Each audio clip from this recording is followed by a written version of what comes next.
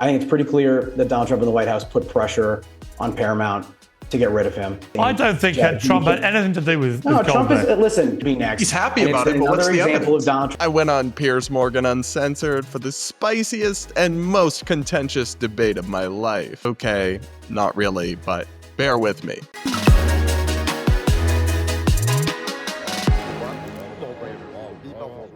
We're going to break this down and so much more on today's episode of the Bread versus Everyone podcast, my daily show where we take on the craziest ideas from across the internet, our media, and our politics, and occasionally yap about me when I get up to no good in the media or on the internet. And that's what happened this week, because I finally got to go on, as we'll discuss for our first segment here, finally got to go on Piers Morgan Uncensored, the massive YouTube show hosted by Piers Morgan, where he has these raucous political debates. And I've wanted to go on for some time. I've reached out to the team in the past, but they finally invited me, and it was a great experience. I was on alongside the Democratic fundraiser turned mega strategist Lindy Lee, a former advisor to Kamala Harris, who was behind the White Dudes for Kamala organization, cringe, and the left-wing journalist Brianna Joy Gray for a debate panel. And the topics that came up were very interesting. We had a great conversation that we're going to walk through, but it ended up not being that contentious or that spicy, really.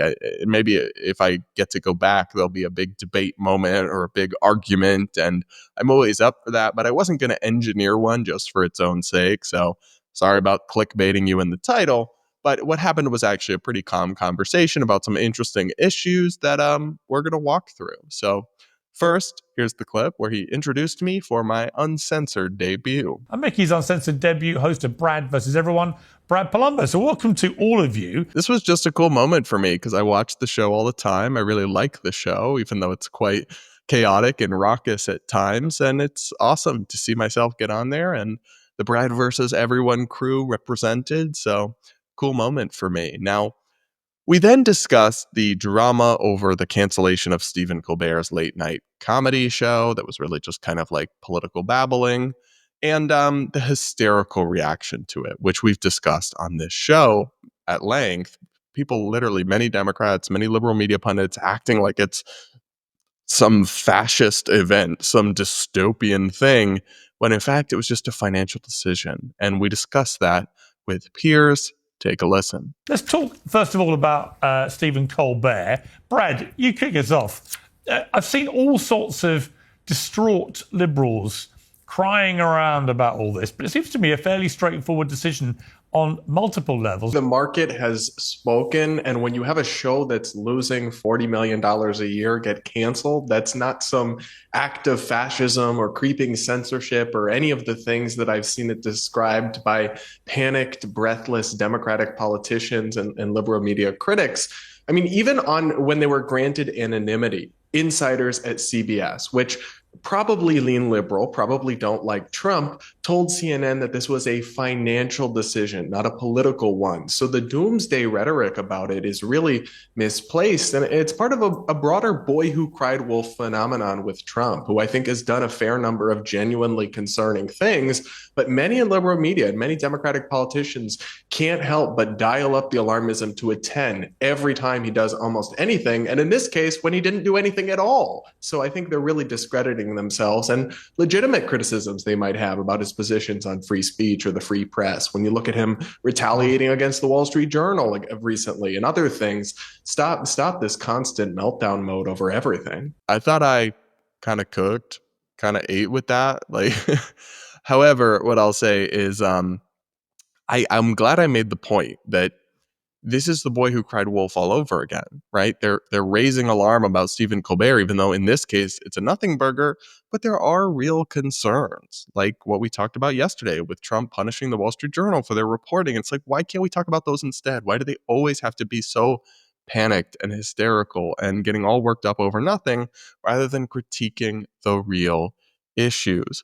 Now, the White Dudes for Kamala on the panel, the strategist dude in the middle there, did try to argue that Trump was behind the cancellation all along, and we're going to unpack his argument after this. It increasingly seems like culture war stories are at the heart of our politics, but these are the exact stories where it can be hardest to figure out what's actually going on. Media spin and partisan bias aside. The only way to figure out what's really going on is with Ground News, an amazing service I've used for years that helps me prepare this show. Ground News gathers news all around the world in one place, so you can see what both sides are saying and make up your own mind. Take California's ongoing feud with the Trump administration over transgender athletes in women's sports, for example. If you look at the left-leaning headlines that Ground News has aggregated, they read, for example, this one from the San Francisco Chronicle, California won't comply with Trump demand for state to ban trans athletes. But if you look at right-leaning media, like this report from the Daily Signal, California defies Trump again as state refuses to follow trans athlete order. There's a big difference there. And if you don't take my word for it, the Nobel Peace Center even called Ground News an amazing way to stay informed, avoid echo chambers, and expand your worldview. Plus, it's been recognized by Apple as App of the Day 5 times across 38 countries. Stop missing out. You can get the same plan that I use, which is the Vantage subscription, by going to the link on screen, ground.news/Brad, or by scanning the QR code on screen to get 40% off your access, which comes out to just about $5 a month. This exclusive discount is available through my link, so act now to burst your media bubble and keep your critical thinking skills sharp. So let's listen to the White Dudes for Kamala guy making this point, and me challenging him on it. Look, we're going through some big changes in the media landscape right now, and I think Colbert and Joy Reid both are emblematic of that. With Colbert, in this case, 2 things are true. I think it's pretty clear that Donald Trump and the White House put pressure on Paramount to get rid of him. And Donald Trump basically said as much. He's literally celebrating it on social media, saying, I don't think that Trump had anything to do with Trump Colbert. Listen, Piers, Trump is going on Truth Social, and he's celebrating Colbert getting canceled, and he's saying that Jimmy Kimmel should be next. He's happy about it, but what's the another example evidence? of Donald Trump using the power of the federal government. You know, guess what, Mike? Now, that's it. Hold on, can I finish my point? But Mike, you didn't interrupt anybody else. But Mike, here's my point. Guess what? Donald Trump is happy that a guy that's been slagging him off for 8 years on national television Can I make my second is point, not going to be doing it anymore. So this is the thing for me. I don't find it beyond the realm of possibility that Trump was somehow involved in Colbert's cancellation, especially with the context of the ongoing CBS merger where they're seeking approval from the antitrust divisions at the federal government. But you have to have some evidence. And he just asserted it without evidence when we have CBS insiders who, again, don't like Trump, even anonymously speaking to CNN, say it wasn't about Trump, it was about finances. If you're going to insist this was Trump's doing, okay, I'm listening, but where is your evidence of that?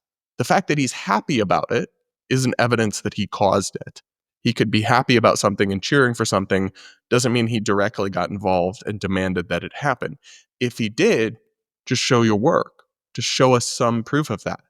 But you can't, and he didn't. Now, before we get into the next clip, which was a vulgar one, now would be, I think, a great time to remind you to subscribe if you haven't yet, to hit that like button while you're at it, to comment with your thoughts, because I do take the time to read the comments. I can't read them all these days. There's too many of them, which I love, but I do read a lot of them. And remember, you can always listen to the Brad versus Everyone podcast on Apple Podcasts, Spotify, iHeartRadio, on the go, wherever you listen to podcasts. And send in your voicemails for our Voicemail Friday episodes, where I react to your woke horror stories, give you advice on your personal life scenarios, and answer whatever questions, political, social, personal, that you might have for me. So do send one of those in if you're interested. The link will be in the description. And now let's talk about Hunter Biden, because he just gave, this is Joe Biden's very corrupt, formerly question mark over the former drug addict son, who has made so much news and been involved in so much scandal. Well, he just gave a couple of really bombshell interviews, including one with the YouTube channel Channel 5 News with Andrew Callahan, which they do some funny stuff and some interesting stuff, like this interview where Hunter went off. And I'm not going to lie, he was entertaining to listen to. He gave no Fs. He called it out, and made some points that aren't totally invalid. But as I explained to Piers, the whole thing is very hypocritical. Let's listen to this extended exchange where we discuss this with Hunter Biden. Yeah, I mean, it's interesting, isn't it? I'll come back to you, Brad. Hunter Biden's given this explosive podcast interview, which I have to say unbelievable, shameless, shameless, but actually incredibly watchable and interesting. Let's watch this clip of what he said about George Clooney. Him, and everybody around him are not to be nice. Number one, I agree with Quentin Tarantino. George Clooney is not a actor. He is a I don't know what he is. He's a brand. And by the way, and God bless him. You know what? He supposedly treats his friends really well. You know what I mean? Buys them things. And he's got a really great place in Lake Como. And he's great friends with Barack Obama. What do you have to do with anything? Why do I have to listen to you? What right do you have to step on a man who's given 52 years of his life to the service of this country and decide that you, George Clooney, are going to take out basically a full-page ad in the New York Times? You know, I did watch that and think he's got a point. I mean, I did find the way that people like Clooney behave, where they're all in on Biden, right to the point the debate happened, and then everybody could see with their own eyes just how appalling his cognitive condition had become. Only at that stage did Clooney press the execution ramp with that New York Times op-ed. Yeah, it was really quite a 180-degree turn that we saw from many of these people who propped him up for years. I remember the mainstream media coining the term cheap fakes to talk about videos that were real, showing Biden's decline, but just misleading somehow. A lot of them did do a 180, though I do tend to take the approach in politics, better late than never, to the correct position. I will say, obviously, George Clooney stabbed Biden in the back, but maybe he was right to do so. He just should have done it several years earlier. I found this Hunter Biden interview fascinating. He's definitely a character, but it's also, the whole thing is insanely hypocritical. He's saying, who are you to listen to George Clooney?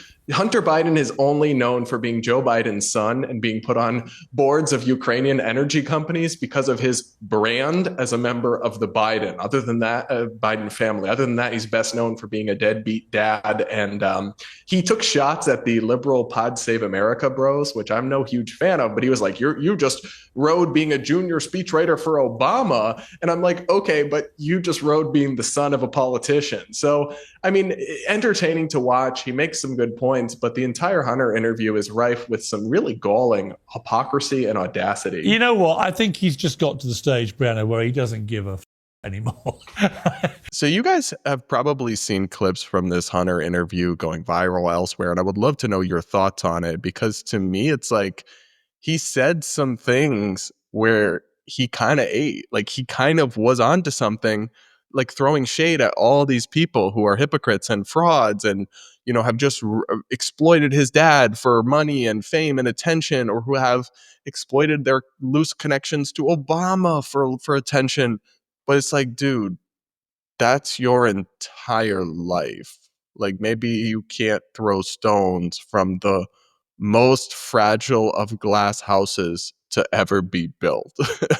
That was my take on it all. And I'm also just like not really sure what purpose this interview served, in terms of maybe he just doesn't give an F anymore, right? He's just like, whatever, we got nothing to lose now. I'm just going to go out there and throw bombs. But how it like helps the Democratic Party in any way, how it helps make his dad look good, I mean, that's beyond repair at this point. The absolute calamity of this presidency, of the Biden presidency, and the cover up over his health, all that is not going away. It just kind of felt like Hunter wanted to lash out and vent, and it was entertaining, but I'm not sure what it accomplished other than giving us fodder to watch and munch popcorn to. What do you guys think, though? So next on Piers, we discussed a story that I actually haven't talked about yet publicly, although I have been following it with some degree of interest, which is the big Coldplay CEO scandal. So this CEO and his HR head were having an affair and were caught canoodling by the Jumbotron at a Coldplay concert and freaked out, and it went mega viral and now their lives have imploded. And when this story first happened, I kind of was enjoying it. I was kind of, along for the ride, like, haha, you played stupid games, you won stupid prizes, look at these idiots, look, their lives are ruined. But then as I saw like their kids, particularly his kids, come out on social media and like talk about how horrible an experience it's been to have their family's life upended like this. And after I read a really interesting essay in the Free Press by Kat Rosenfield, which I will link to, um, I evolved my view on it slightly, and I explained that in this clip with Piers. Incredibly stupid on two levels. One, to go out when you're having an affair in public like this, and two, to freak out when the camera panned to you. Because if they had just played it cool, like a normal couple, and kissed, it probably would never have gone viral. Their spouses probably would never have seen it, and this whole headache wouldn't have happened. I have a hard time having too much sympathy for either of them, because obviously, they're doing an incredibly immoral thing. They're putting their families through hell. I will say, though, that I worry a little bit about the extent to which society seems to revel in the downfall like this, like hang on every word of their lives being destroyed and turned upside down. I'm not sure it's healthy, the way that culturally people tune in to obsess, to watch someone's life fall apart. I'm not sure that's good for our souls as viewers and onlookers to take joy in the destruction of other people's lives, even if that destruction is, in this case, admittedly brought about. You know what? I kind of agree. I agree with that. I mean, Lindy, the thing about it is we're all thoroughly entertained by this, but the reality of the fallout from that is going to be pretty awful for their families and so on. And there's a kind of glee that people bring to that kind of thing, which is a modern day curse driven by social media. So I want to hear what you guys think of this, because I still do enjoy the story kind of, and like to see cheaters get their comeuppance and their karma, because I really do think it's a horrible thing to do. And especially to be so shameless about it. And the HR aspect too is something I hadn't thought about. But one of the other panelists, Brianna Joy Gray, with whom I disagree on most things, but she made an interesting point that like HR people are supposed to be enforcing the rules, and screwing your boss is typically not allowed in major corporations these days. Yet the rules are for thee, not for me, for at least for this HR lady. So maybe that's one piece of why this story blew up the way that it did. People have some resentment towards human resources people sometimes for some of the inconsistencies and some of the onerous nature of the things that get imposed on them. But I do ultimately still feel a grain of truth to the Kat Rosenfield criticism of this, which is that it's like not good for our souls to revel in people's downfall and to kind of clap like seals at lives and families being destroyed. And the torrential downpour of hate and threats and insults and messages these people are getting. It's not to say, they're the real victims here or anything like that. It's just to say that this public shaming, this like mob mentality, I do think it's unhealthy for us. And maybe we need to be a little more cautious about how we let ourselves get emotionally invested in the downfall of others. But I'm sure I've done it. I'm sure I'm a guilty party here as well. It's just an interesting criticism that Kat raised that I wanted to make on the show as well. So let me know what you think. And we've got one final clip to unpack here from my appearance on Piers, where we talked about Ellen DeGeneres. And I didn't even know this until the Piers people sent me the story and told me about it. But the basically disgraced at this point lesbian talk show host and super celebrity has moved to the UK and fled America because of Trump. Talking in the articles about this, about Trump's supposed, or America these days, supposed hostility to gay rights, which I find kind of laughable. Listen to me and Piers discussing this now. I was going to end with a debate about Ellen DeGeneres. There isn't time to debate it, but I do want to just report that she has confirmed the wide-held belief that she moved to the United Kingdom because of Donald Trump saying everything here is better. And she says, we got here the day before the election and woke up to lots of texts from our friends with crying emojis. And I was like, he got in. And we're staying here. And the only thing I want to say about this is, why? Why the hell do we have to have her? What have we done in the United Kingdom? What have we done? What have we done to warrant Ellen bloody DeGeneres over here. And when will you take her back? Piers, Any of you. Piers, so- Piers, One of you, Piers, put Piers. your hand up and say, I'm taking her back.